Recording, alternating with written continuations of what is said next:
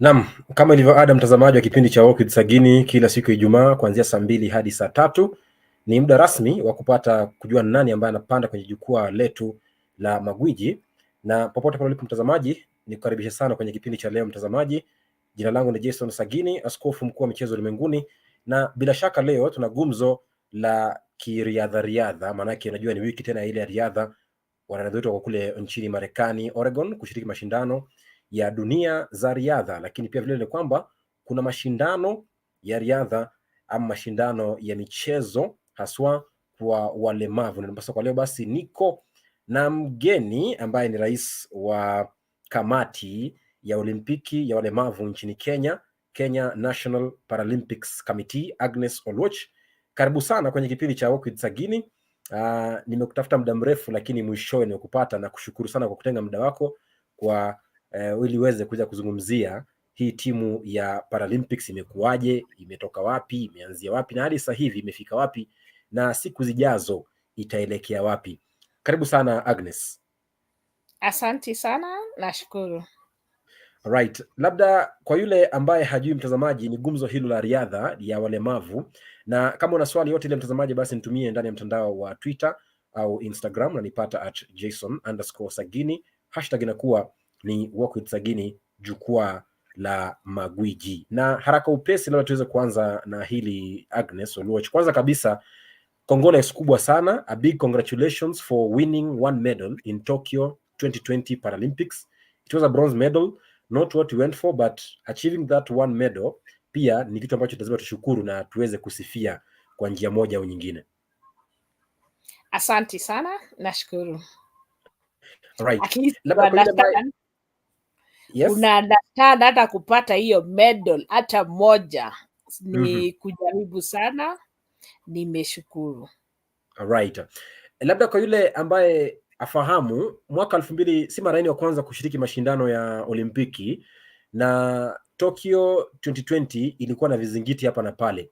Maybe on your side as the president, how was the Paralympics for you?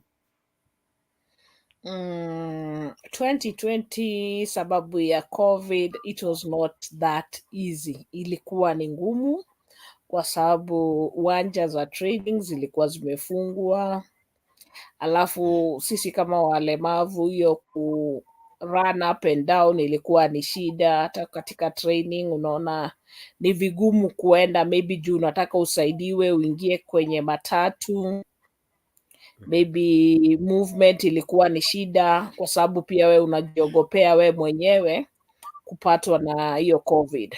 Ilikuwa ni kitu ya kutisha. So watu wengi walikaa kwa manyumba instead of trainings, watu walikuwa wanajifungia tu kukaa kwa manyumba. So hiyo ndio nafikiri ilikuwa chanzo cha Paralympic kuperform hivyo vile mliona, ilikuwa ni sababu za COVID. Na labda hiyo ukizungumzia ugonjwa huo, virusi hivyo vya COVID-19, can we say it is the main reason for attaining the few medals? Yes, I would say so. Because if it was not for COVID-19, I think we would have performed well and would have gotten more medals than we got. Because if you compare Paralympics in London 2012, actually we got 6 medals and we got 6 medals, and we had around 8 athletes. So it's like everybody came with a medal. All right. Labda umegusia Olimpiki ya London, na nikupeleke nyuma. Umegusia mwaka 2020, bado kwa hapo, manake awamu ya kwanza itazungumzia Olimpiki ya mwaka 2020 ambapo umelaja kwamba katika mashindano ya London mlikuwa wanariadha 8, lakini Olimpiki ya mwaka jana mlikwenda jijini Tokyo, Japan, na wanariadha 9 peke yake, ambao 9 hao they were participating in only 3 disciplines, that is rowing, yani mchezo wa makasia, na powerlifting na riadha. Swali langu ni labda, are you limited in any way in the team selection in terms of discipline? No, we are not limited. What I would say for Paralympic, it's a challenge. For us, we wouldn't go like the able-bodied who would actually go to Kasarani and qualify for their event. For us, we have to go for circuits, and most of the time we depend on the government to sponsor our team so that we can go for qualifiers. Whereby, like right now, we have already started our qualifiers for 2024 Paris Paralympic Games. So we normally go for qualifiers and we depend on the government to support us so that we can go for these qualifiers in order for our athletes to qualify. So the people who have qualified definitely are the people who are going to make it to Paralympic Games in Paris. So sana like now for team sports, you'll find sometimes it's a challenge. Because why it's a challenge, even when you're planning for trainings, sometimes it's very hard to get everybody in the training ground training together. So that is why we normally have challenges in team sports. Alright. Mtazamaji, kama ufahamu tutazungumzia nini? Tutazungumzia mashindano ama mchezo wa Olimpiki wa walemavu, na katika jamii siku zote basi unaambiwa kwamba kila mtu ana nafasi 50-50 ya kushiriki mashindano, na hapa pia walemavu nchini Kenya pia nao wanawakilisha taifa kwa njia bora, manake wamezoa medali si moja. Manake mwaka jana kama alivyosema walishinda medali ya shaba, bronze hiyo katika Olimpiki ya mwaka jana, ambapo unazungumzia Nancy Chelangat Koech ambaye ndiye alibuka na medali hiyo katika mbio za mita 1500 kwa wanawake, na ilikuwa ni medali nzuri sana yake. Alipoipata ilikuwa inaonyesha kwamba kidogo angalau tangu Kenya ilipoanza kushiriki mashindano ya Olimpiki ya walemavu tangu mwaka 1972 hadi wakati huu haijawahi kukosa kushiriki na kuondoka mashindanoni bila medali yote ile. Kwa hiyo ndio kwa maana nilianza na zile kongole zangu, na hapo unaona mtazamaji, ilikuwa ni Olimpiki hiyo walipokwenda kule Tokyo, walikuwa wanapendeza kweli kweli wakielekea Tokyo Japan kwa mashindano ya Paralympics. Na napokuja kwa swali langu la tatu, labda niweza kuuliza labda mbona muwe na disciplines kidogo hivyo, yani hakuna michezo mingine yote ile, ama ni watu ambao hawako nchini Kenya kuweza kushiriki any other disciplines apart from the only three that I've just mentioned? Watu wako ni vile tu nimekuelezea, it's a challenge sometimes. Unajua team sports mara mingi kuqualify si kitu rahisi, ni ngumu, because lazima pia hao waende, tuanzie Afrika tuende internationally, so sometimes inakuwa ni a challenge, kwa sababu hata kupata watu wote pamoja katika training ni challenge. Si kama vile able bodied wanaweza jipanga waseme leo tuko na training kuanzia saa 4 mpaka saa 9 ama saa 10. For us utapata leo uko na watu, maybe ulikuwa unatarajia watu 12, utapata labda 5 wa 6 ndio wameweza kufika, wengine maybe hawakufika kwa sababu ya different challenges. Maybe mtu hakukuwa na nauli, maybe alikosa mtu wa kumsaidia kumpeleka kwenye maybe stage ili aweze kupanda gari aje katika training grounds, maybe Nyayo or Kasarani. Kwa access, kama hebu angalia Kasarani penye iko, hata kuvuka hiyo barabara itself is a big challenge. So hizo ndio zile challenges tunakuanga nazo katika hizo team sports. Haya, uko na team sport unataka kuipeleka maybe iende ikaqualify, unategemea serikali kusaidie, maybe itakupeleka maybe 1 or 2. Ikikupeleka 1 or 2, munatakikana muende at least a maximum of maybe 5 to 6 qualifyings, na usipoenda hizo nini yako inakuwa ni ngumu, inakuwa ni challenge. Alafu sasa unaona katika Africa wanachukua like 1 country wakati tunaenda Paralympic Games. Mnaweza enda qualifiers muende, but at the end of the day they'll end up picking 1 country in Africa. So ukiwa na country kama South Africa, definitely unajua you're out. kwa sababu South Africa ile support wanapata is different from what we get as Kenyans. So most of the time like sasa kama maybe hata hiyo wheelchair basketball, sitting volleyball utapata huko na South Africa, huko na maybe Rwanda, huko na South Africa, Rwanda, Morocco. So utapata hizi countries zenye ziko mbele zinapata a higher chance ya kuqualify katika hizo team sports. Alright. Labda ukiangalia katika mambo umezungumzia kwamba labda kuna ukosefu wa ufadhili mzuri labda na kuna challenges hapa na pale ambazo ni za dunia, natural challenges, kama vile umesema kwamba location ya uga Kasarani, kuvuka ile barabara inakuwa pia tatizo. Kwa hiyo kunakosekana kuwa na mbinu mwafaka ya kuleta wanariadha wale pamoja. Wewe kama rais unafikiri ni njia gani ambayo serikali inafaa iweke ili kuhakikisha kwamba challenges hizo zinapungua na inakuwa ni rahisi kuweza kupata wale wanariadha waje pamoja na wasiwe na tatizo lote lile kuweza kuja uwanjani hata kufanya mazoezi peke yake? Mimi maybe ile ningeweza tu kuomba na maybe kama inaweza fanyika at least inaweza saidia people with disability katika maybe sports. Ukiangalia unaona most of these team kama Gor Mahia wako na basi yao. Ukiangalia Athletics Kenya wako na basi yao yenye wanaweza transport wachezaji wao. So ikifika hapa kwa Paralympic, kama serikali ingeweza kutusaidia tu at least tuwe na basi hata 2 ama 1, tutashukuru.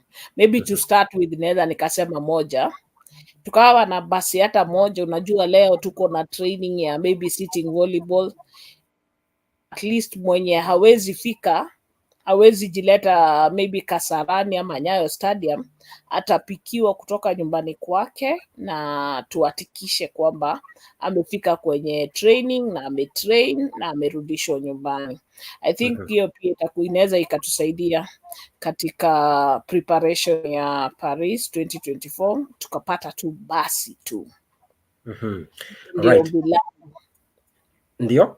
Samahani. Hiyo ndio ombi langu tu, if we can get a bus just to transport our people from point A to B so that at least they can be making it to training. Somebody won't tell you that I didn't have bus fare to come and train. It was raining, I couldn't make it. Because those are the challenges we normally hear from them. Tunasema leo kulinyesha, nilikuwa naogopa, nikiwa na crutches zangu naweza nikateleza. Ndio. Kupata matatu ni shida. Unajua kawaida what happens when it rains, inakuanga ni miguu nisaidie. So kwa walemavu jamani, what is it? Ni utagojea tu maskini wa Mungu, mtu aje akusaidie tu. So inakuanga ni shida kabisa. Alright. Nafikiri ombi hilo limefika na ndalifikisha haswa kwa Wizara ya Michezo na pia kwa washikadau na wahusika wote wa sekta ya michezo nchini Kenya.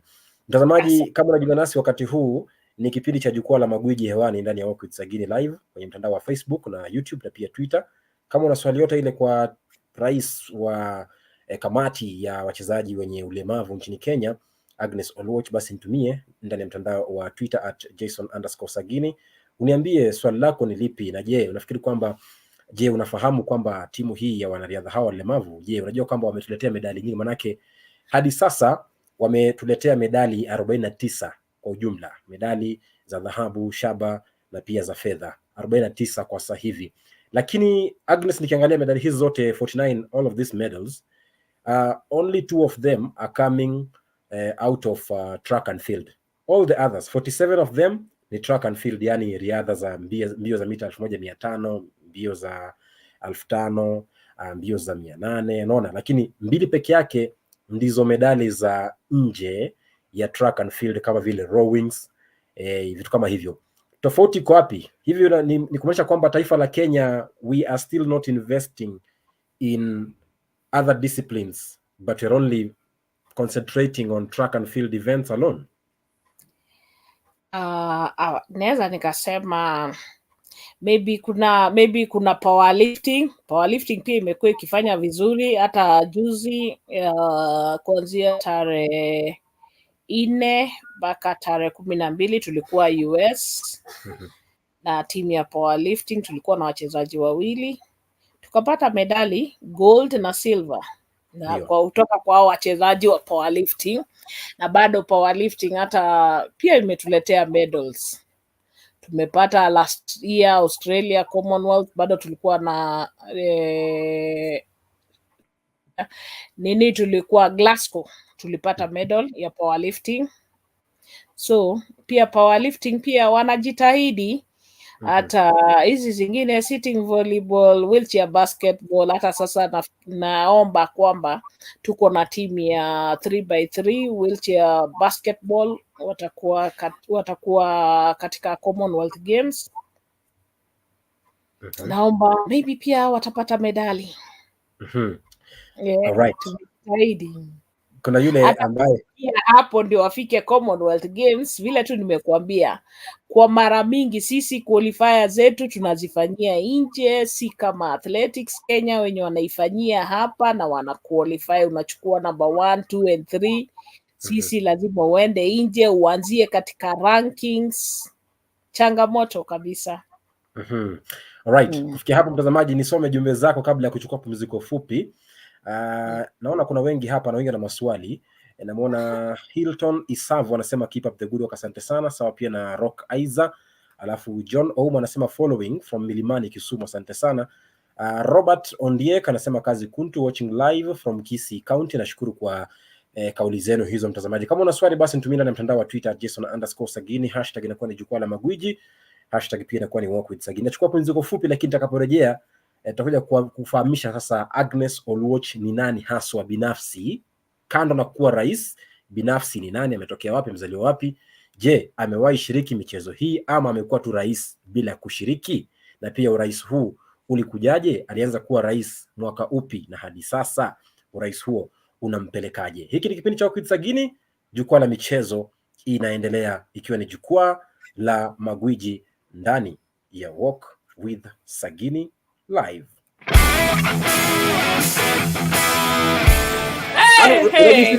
Ni muda mrefu tangu tuzungumze magwiji, au sio? Umetutupa sana. Mimi nafurahi sana, nimefurahi sana. Sijalala kuanzia tushinde league, maybe nitalala leo. Mimi naomba wasikilizaji wetu, kama ni mwanaume lazima ukuwe mashabiki wa Arsenal once in your lifetime, ndio uweze kuwitness hope, fear, frustration and expectation all at the same time. Kitu ambacho tunataka sisi kama mashabiki na wachezaji pia wanataka ni ligi kuu ya Uingereza. Hatutaki mambo na FA. FA ni klabu ya Arsenal, Manchester wanaweza pigania hiyo, na Carabao ni yao Manchester na Man City. Sisi ni ligi kuu ya Uingereza, ligi kuu ya mabingwa barani Ulaya. Hiyo tu, hatutaki nyingine. Lakini ambaye alifanya maamuzi haya kidogo aliotea timu zingine. Ukweli ni kwamba bao lilikuwepo, ndio kwa mtazamo wangu bao lilikuwa limeingia kwenye ligi 5 bora. Klabu ya Chelsea pekee yake ndio ilitumia pesa nyingi sana kufanya usajili, tumia angalau takriban paundi milioni 200 na. Let me tell you one thing, you can never have a lot of tactics when it comes to football. You have to have one. You look at Ferguson, he had one tactic, right? Na ilikuwa time is never up for Manchester United. Labda mwanzo ni heshima kauli yake hapo. Kwa Liverpool ya sasa, Liverpool ambayo imetoa sare, haikutoa sare, Man City waliponea, Chelsea wakaponea pia, ni Liverpool hatari bana. That is amazing. 100%. And I know they gave whoever they gave the Player of the Month trophy, but we all know, even Ronaldo knows that it was supposed to be Salah. Even Ronaldo should hand it over. Mimi nikiangalia kwa tathmini yangu magwiji ni kwamba ukiangalia Paul Pogba msimu ujao huenda labda hatakuwa anachezea klabu ya Manchester, manake the fact that Arsenal wako Champions League, Europa League semi-finali na kuonyesha kwamba ligi zingine ambazo si za Uingereza kiwango chao cha mpira kiko chini. Manake pale Uingereza Arsenal ndio ni madhara wetu, walikuwa juu kitambo, lakini sasa hii team ambayo you just can't wait to play them. Your quick predictions, Gladys Mgecha. Hiyo hapo umenichikisha handiko la team ndugu bana, si hata ungenitumia message pale inbox. Naweza sema wamekuwa the worst title defenders na watataka kujiredeem. Najua watajituma, I am sure watawin hiyo game. Real Madrid 2, Chelsea 2. Arsenali sijui watamkaje. Manchester United I think wataenda tu kupimwa COVID Italy, so I think itakuwa road trip, wataenda tu road trip Italy warudi. Hizo sita predict road trip, hapana. Okay.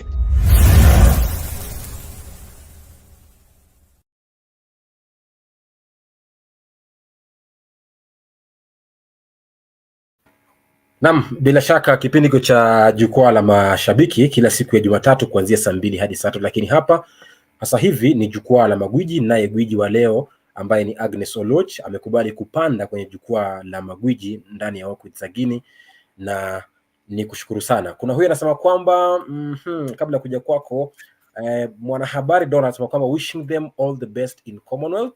Ashatoa wishes zake mapema sana. Asante sana mwanahabari Donald kwa kauli yako hiyo.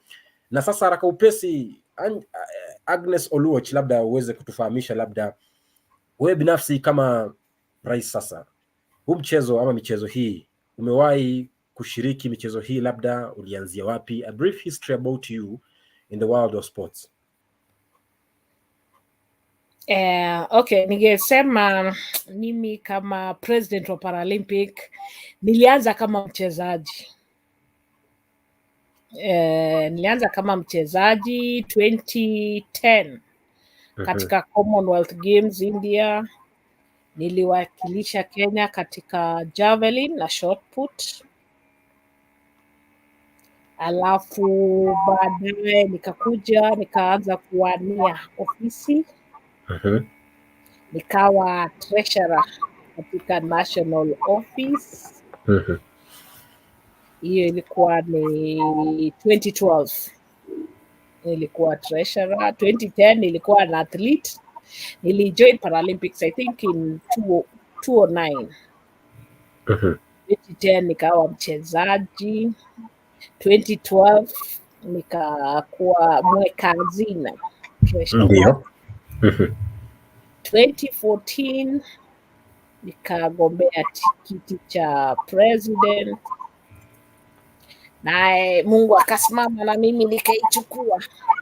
So hadi sasa niko hapo, anatarajia maybe kuendelea mbele, kwa sababu hata tulifanya elections juzi, na nashukuru Mungu kwamba hata hizo elections zenye tulianza za county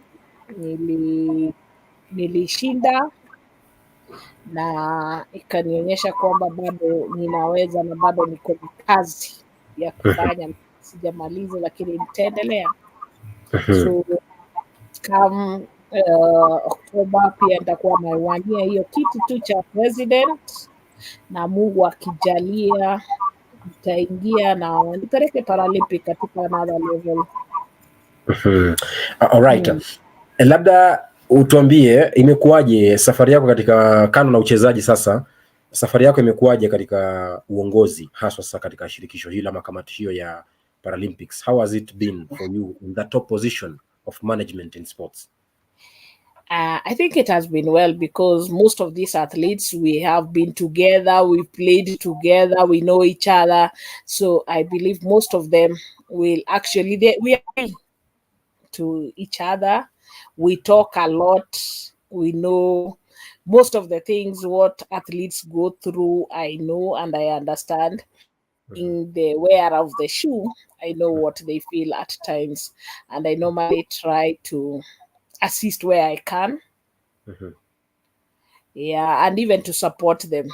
Unfortunately, vile to public and other people look upon people with disability, sometimes huwa inanifanya nasikia tu vibaya, but there's nothing you can do. Unajua mtu anakuangalia, instead of kuangalia, look at me as Agnes, don't look at my disability, because as much as I have my disability, I know I'm capable of doing so many things, and I'm better off other people who are actually able-bodied, because you'll find even somebody, an able person, telling you, you know, I need this, I've not done this. So you really wonder, surely, if I was just like you, then that means I would be high, doing very well, because you need to make use of what you have, and don't look at us as people with disability.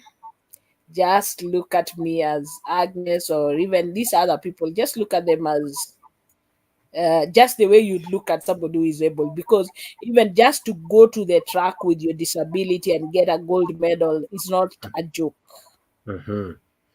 Ni ukweli.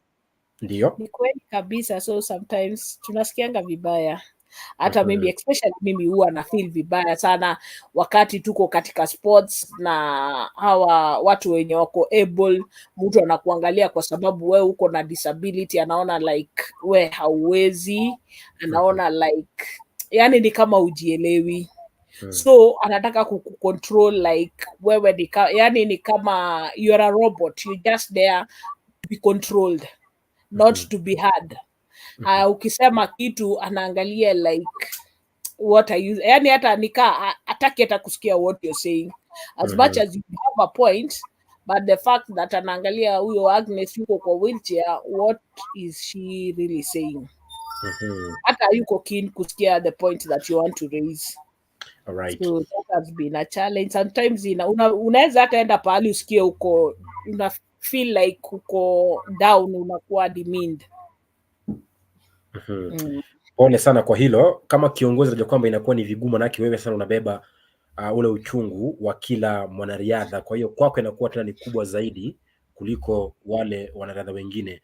Lakini Mungu anasema kwamba tunasema kwamba Mungu anakupa kilema lakini hakunyimi mwendo. Ndio maana basi medali hizo 49 hamkuzipata bahati. Mlizipata kisa ni kwamba mmebarikiwa na talanta na mbarikiwa na nguvu chungu nzima. Kwa hiyo samahani kwa hilo, na kwa niaba ya jamii yote kwa jumla nafikiri kwamba wamesikia ya kwamba kila mtu ni sawa. Kama nilivyotangulia kusema kwenye kipindi cha kwanza nikianza, nilisema kwamba kila mtu ni sawa duniani na Mungu alituumba tukiwa na usawa wetu. Labda utuambie katika safari hii ya timu hii ya Paralympics tangu mwaka 1972 tulikosa kushiriki Olimpiki ya mwaka 1976 peke yake, lakini tangu wakati huu tumeshiriki kila Olimpiki na hatujawaiondoka katika Olimpiki hizo bila kuzoa medali yote ile, iwe ni shaba, dhahabu au fedha. Lakini je, wewe uliipata timu hii mwaka 2014, miaka 8 sasa. Na nakumbuka mwaka 2008 ndio mwaka ambao labda Kenya ilipata ufanisi mkubwa katika Olimpiki ya walemavu, manake wakati huo mwaka 2008 kule Beijing Kenya ilizoa medali 5 za dhahabu, 3 za shaba na 1 ya fedha. Tangu wakati huu hatujawahi kufikisha medali hizo. Labda uniambie, labda hii timu ulipoipata na hadi wakati huu, labda what are some of the plans and strategies, mikakati ipi ambayo unaiweka ili kuhakikisha kwamba ufanisi wa timu hii itazidi kuendelea siku za usoni? Kwa sasa maybe vile tulikuwa constitution ya Paralympics imegeuka. Hata international body inasema hakuna discrimination, hizi sports zinakuja kushikana pamoja. Ndio. Saa hizi zimeshikana, tutakuwa ni kama timu moja. So tuna hope au wenye tunashikana nao watatusaidia ikifika ni wakati wa qualifiers tuweze kupeleka teams. Tukizipeleka katika qualifiers tuhakikishe tumepeleka different sports katika qualifiers.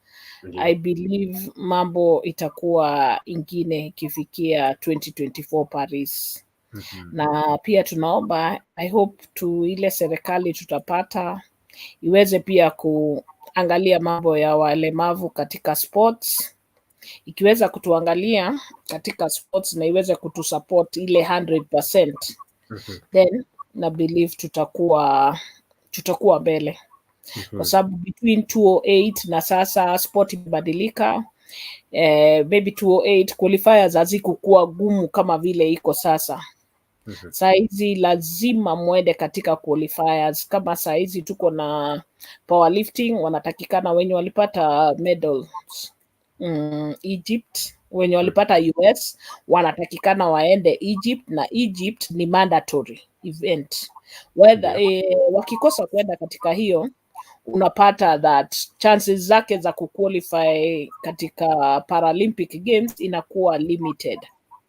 So tungeomba kama hata ile serikali itaingia ijaribu kuangalia hizi mandatory events, isupport Paralympics ili tuweze kwenda.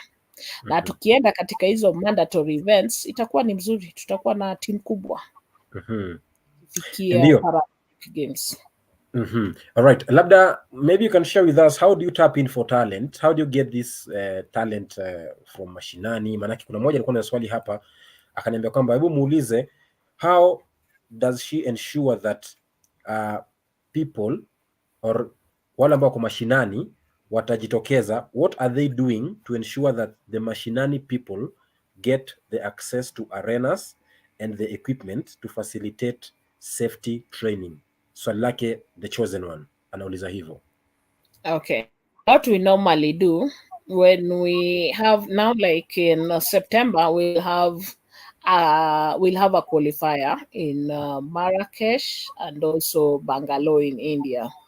So we start our trials counties. So after they've done their trials in the counties, they come until the nationals. So that's where in the nationals is where we select a team that will actually represent the country in whatever qualifier we'll be going. So we normally try our level best, as much as we do not have that so much resources to support our athletes, maybe even from school, maybe trying to tap them from school. Sometimes it's a big challenge, but we normally try. And right from the counties. Because last week I was having a chat here with the Kenya national 15th rugby side, Simba's head coach, Paul Odera, and what he shared to us is that there has to be a model of making sure that we don't recycle players here and there. We have a team that will maintain its status for 10 years to come or 20 years to come, in that tushirikiane pamoja na county na shule ili tuweze kuona kwamba labda talanta hizo hazikufi kule mashinani. And one of the things I think that should be done is the introduction of these Paralympic disciplines in schools. Have you tried that until now? Yes, we have tried. But let me tell you, you see, for Paralympic, we normally have a challenge, because for any athlete to participate internationally, you must be classified.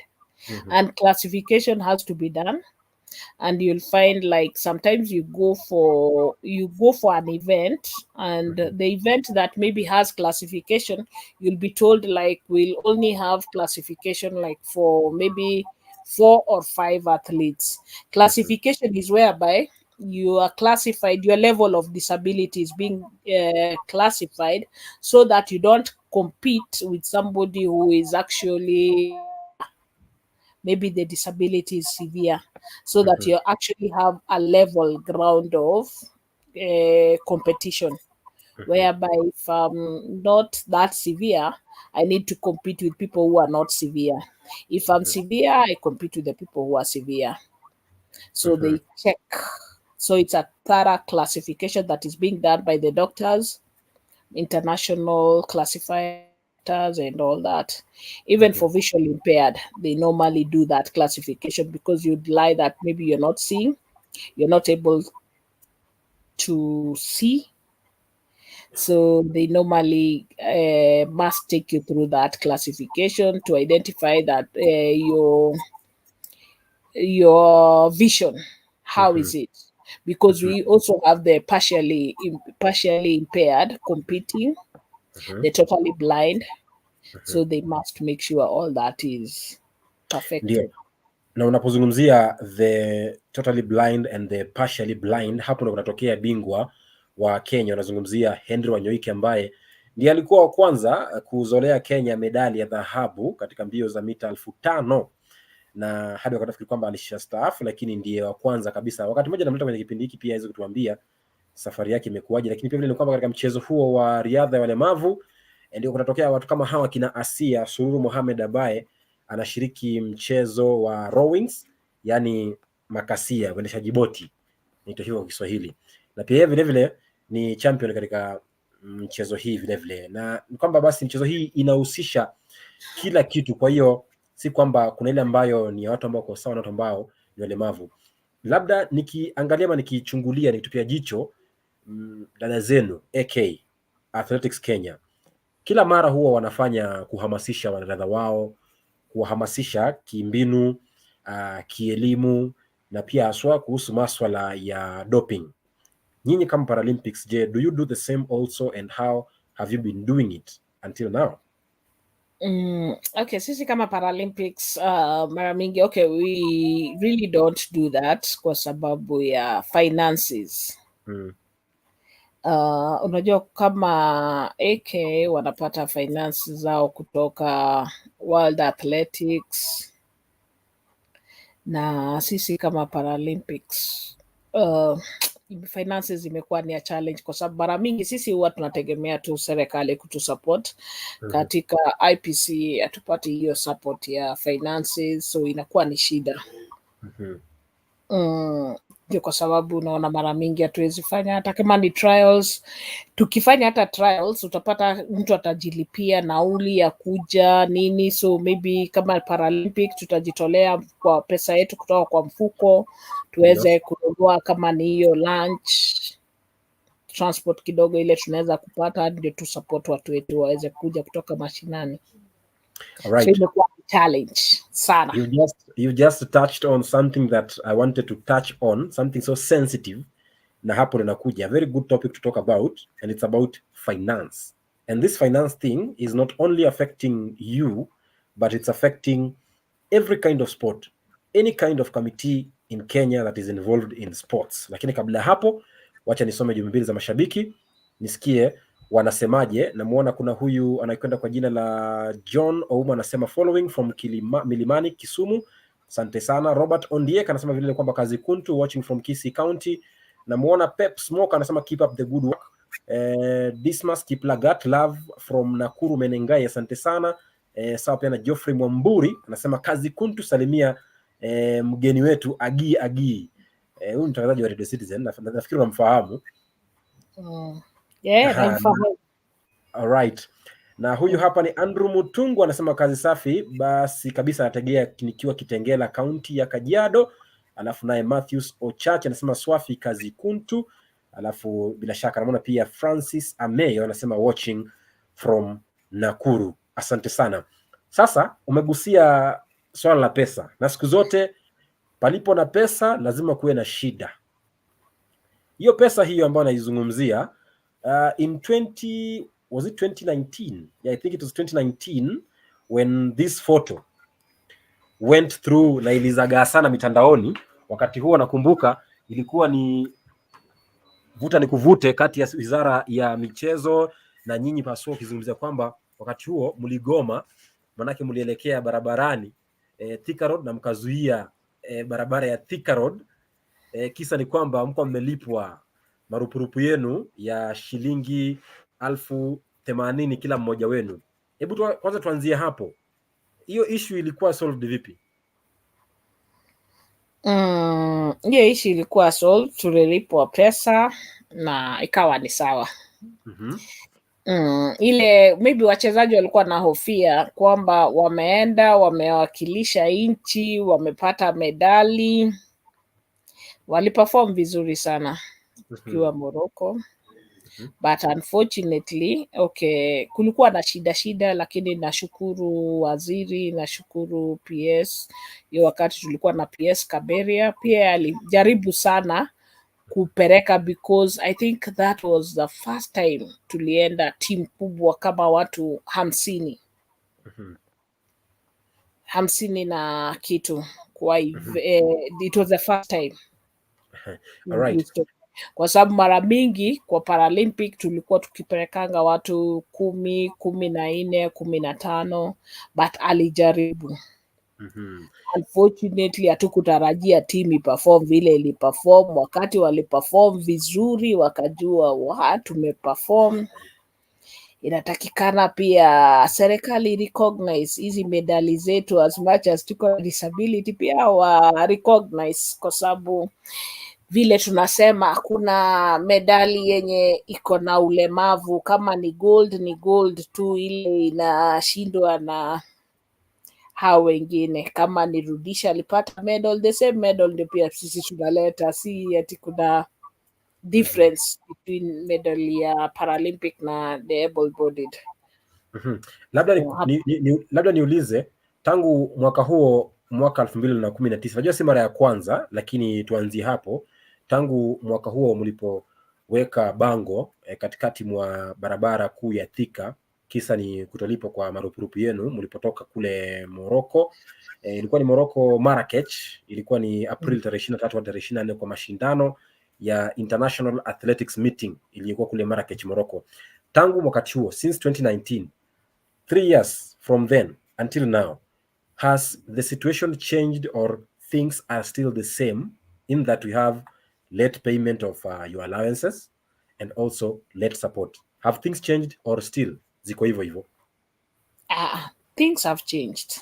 Nowadays, Paralympic, even before we leave the country, tunapata we have been paid our allowances. We don't even have to walk kutafuta ati hujalipwa, wanalipa on time, ambaye tunashukuru sana. Labda picha ambayo nimeweka hewani sasa hivi ni picha ya udhamini. Hii ilikuwa ni mlikuwa mnaelekea kule Tokyo, mlipopokea jezi zenu rasmi, your official kits to go with to Tokyo for the Paralympics Tokyo 2020, na ilidhaminiwa na task ambayo ni KBL. Labda unazungumziaje udhamini kwenye kamiti yenu nzima ya Paralympics? Nashukuru sana Tusker, at least hao walikuja na waka consider as much as walikuwa na support the other team, wali recognize pia Paralympics tunaenda na tuna need support, so whatever yenye walipatia the able bodied ndio walitupatia hiyo kit, na tunashukuru kabisa.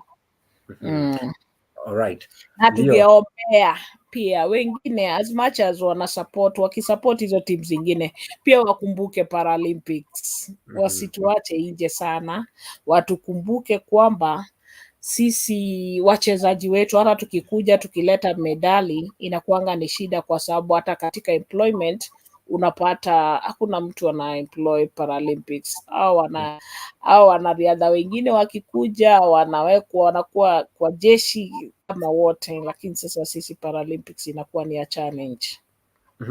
Labda nikuulize Agnes, when you go for an international tournament, let's say the international meeting, or let's say the Paralympics, or let's say the Commonwealth Games, how much is your budget as a team? Let's say you have a team of 10 athletes or 9 or 15. How much is your budget? To go like where? No.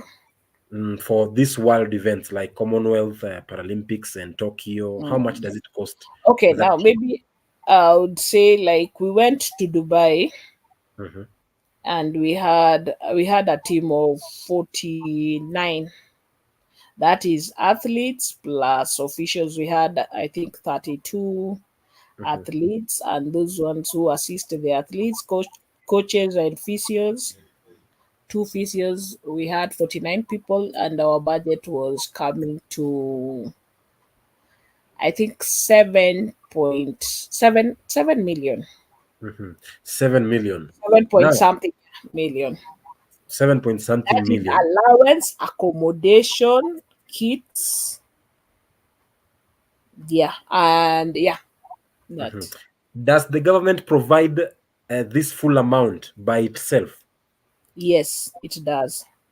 All right. I was thinking maybe of a scenario whereby the government isn't able to provide the full 7 or 8 million. Then I would have asked, how do you then get that extra income as a president for the athletes to travel and also be able to have a smooth stay in those international stays?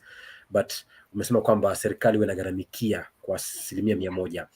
Namuona Paulo Mwanasport anasema kwamba ndio anafika site. Asante sana Paulo Mwanasport, unafika site kuchelewa, lakini bora kuchelewa kuliko kosa kufika. Anasema very impressive, lakini anasema kwamba wakishinda medali huwa wanapewa kitu na serikali. Tamjibuje huyo? Ndio. Tukishinda medali, every medal inakuwa awarded just the way they award the able bodied is the way tunakuwa awarded. So nashukuru. Alright. Asante sana kwa hilo. Sasa tuje tuzungumzie sasa michuano ambayo inakuja hivi karibuni, na kabla ya kuelekea Paris mwaka 2024 kwa mashindano tena mengine ya Olimpiki. Kabla ya hapo mwezi huu kwa siku 5 zijazo, tarehe 27 mwezi huu hadi tarehe 7 Agosti kule Birmingham, Marekani ama UK, Uingereza, si Marekani, Uingereza, Birmingham. Mtashiriki mashindano ya Jumuiya ya Madola, Commonwealth Games 2022. How has the team prepared? Team imeprepare vizuri, at least kutokea kwa support ile ya serikali. Team imekuwa katika camp for the last 2 months, so I believe watafanya vizuri. How many athletes are we going to send this time round? Paralympic iko na athletes 3. Tuko na 2 powerlifters na mmoja kutoka katika athletics, discus, anarusha discus. Wow. So we'll only have, tutakuwa na wachezaji 3 pekee kuelekea Commonwealth. Yes. Wow, that's so few. Agnes, why that few number? Unajua mara mingi katika Commonwealth Games ilikuwa imekuwa ikiwa open. Sasa unfortunately iliwekwa sasa ni lazima tuende katika qualifiers. Na vile tu nimesema COVID ilikuja ika-affect mpaka qualifiers za team. So unapata qualifier maybe ni mandatory, team haikuweza kuenda katika hizo mandatory events. Lakini tuko na pia wheelchair basketball ambayo iko na wachezaji 4, 3x3. So wote tutakuwa na at least wachezaji 7. Kwa hiyo watakuwa karibu 7 watakuelekea Commonwealth kule Birmingham. Yes. You mentioned athletics, you mentioned powerlifting. Alafu na 3x3 wheelchair basketball. 3x3 basketball. Okay, so for me those are 3 gold medals and I'll be counting. So ukirudi uje uko na deni la medali 3 za dhahabu kwetu kama mashabiki. Maana yake ndiza kwamba muulize watakapoelekea kule Commonwealth, je, watatuletea nini? Kwa hiyo mimi nishawekea kwamba ni dhahabu ambazo tunazihitaji kama kikosi cha Paralympics. Now that is the Commonwealth now. Now what do you promise the Kenyans about this team in future events like Paris 2024 Olympics? Because in the last Olympics things were not good. You said COVID ilihit vibaya sana na ikaharibu mipango na iliwaathiri kisaikolojia na pia kimapato na pia kitalanta na kuna changamoto hapa na pale, lakini what do you promise Kenyans about this team in future events like the Paris 2024 Olympics? Okay, what I would promise Kenyans is 2024 we are really going to try, because even right now we've started sitting down with our technical committee trying to prepare for 2024, and we believe with the government that is going to come in, we are going to be able to take our athletes to qualify different qualifiers. We are going to try and make sure that all these team sports go to their mandatory qualifiers, and once they go, then definitely we'll have a big team. Right. Kuna huyu anakwenda in medals, and we'll also tap in new we've started the needs of tapping in new talents and seeing how this classification of athletes can be done. And we believe with the new government and with sponsors on board, we'll be able to take our athletes to get classifications, because that is the big that's an area where we really get challenges. Kuna huyu kwa jina la Purity anasema kwamba anataka kujua what's the future of the team and how does she work to attract sponsors for the team by itself.